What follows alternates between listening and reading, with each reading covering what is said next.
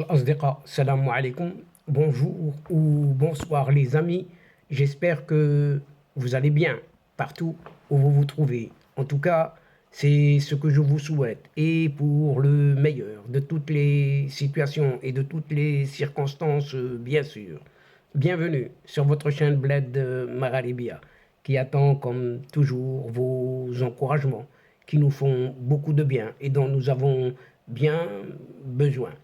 Merci pour vos gentils commentaires, pour vos précieux conseils, ainsi que pour vos compliments. Mais abonnez-vous pour rester tout simplement informé des dernières nouvelles de votre chaîne. En quelque sorte, soyez branchés tout le temps avec nous. الأصدقاء نتمنى تكونوا بخير وعلى خير أينما كنتم. أهلا وسهلا بكم ومرحبا بكم في قناتكم. Cette séquence vidéo se penche une nouvelle fois sur ce fameux dossier du Sahara marocain dont le régime algérien courtise les nouveaux membres du Conseil de sécurité de l'ONU. Sachant que le 1er janvier 2024, très prochainement donc, l'Algérie accédera officiellement au Conseil de sécurité de l'ONU. Et à quelques mois seulement de cette échéance, Alger tente par tous les moyens de mobiliser les autres nouveaux membres non permanents de l'instance exécutive de l'ONU pour défendre ses thèses et celles du Polisario. À cet effet, un certain Ahmed Attaf, en ministre des Affaires étrangères de l'Algérie qu'il est et porte-voix de son Polisario, a tenu une réunion samedi soir dernier à New York en marge de la 78e session de l'Assemblée générale des Nations unies avec ses homologues de la Corée du Sud, la Slovénie, de la Sierra Leone et Guyane, indique le ministère algérien des Affaires étrangères dans un communiqué.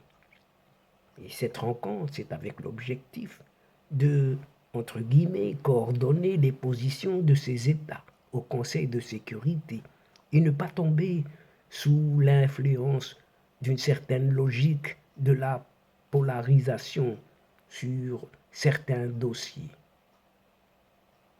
Entre guillemets toujours. Ce chef de la diplomatie de l'Algérie a plaidé pour des négociations directes entre le Maroc et le Polisario, comme si cette Algérie ou son Algérie n'était pas impliquée jusqu'au cou. Et donc il demande ces négociations directes devant des représentants de pays ayant dans l'ensemble des positions éloignées, très éloignées de celles adoptées par le Front et son créateur ou sa créatrice, cette Algérie. C'est ce que souligne dans des déclarations une source très proche de ce dossier du Sahara.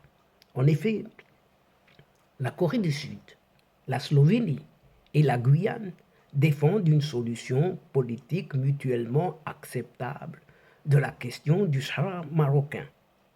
Et rien de plus.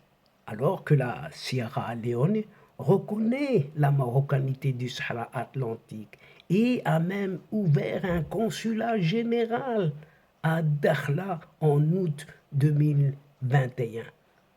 Que ce Ahmed Attaf le sage. Ceci, de la part de la Sierra Leone, n'est autre que cette fameuse cerise sur le gâteau.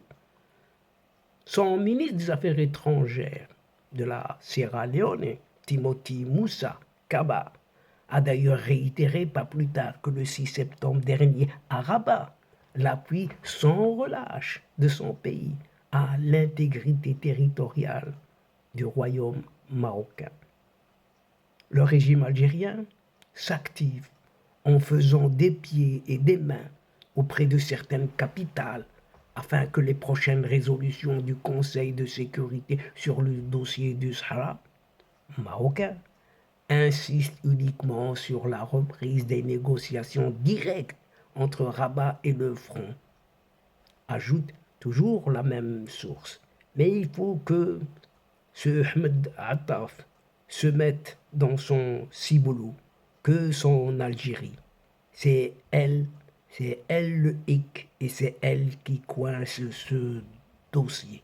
Rien que elle. Elle doit participer aux négociations et s'attabler justement à ces fameuses tables rondes.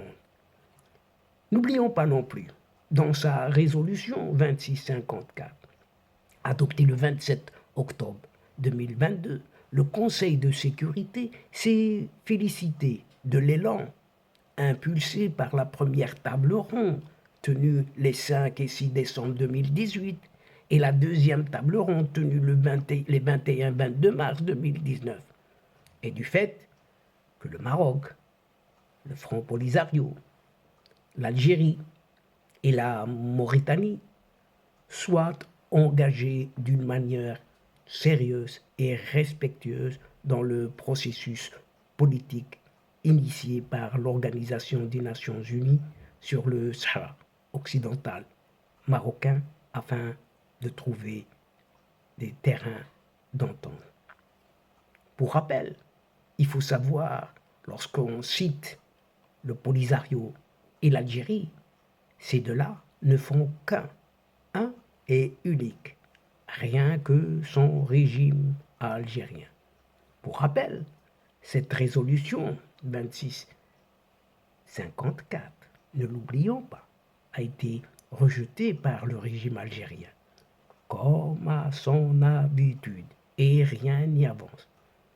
En décembre 2021, déjà, la diplomatie algérienne avait tenté d'influencer plusieurs États africains, membres non permanents du Conseil de sécurité, lors de la réunion d'Oran.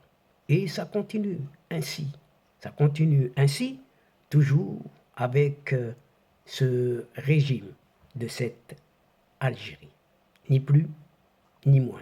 Et donc, chers amis, c'est la fin de cette séquence, et à une prochaine fois, Inch'Allah, en vous retrouvant avec un immense plaisir. Mais n'oubliez pas de vous abonner, de faire abonner vos proches, vos connaissances, vos amis, les membres de votre famille, tout simplement pour recevoir les dernières infos de votre chaîne.